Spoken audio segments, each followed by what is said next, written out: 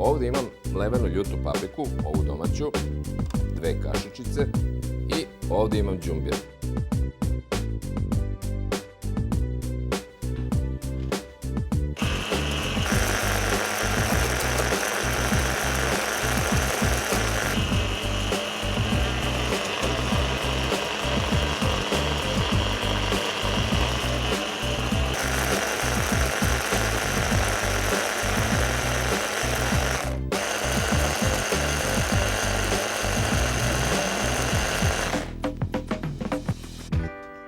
I crni i beli luk na brzinu isickam u blenderu i to je otprilike to.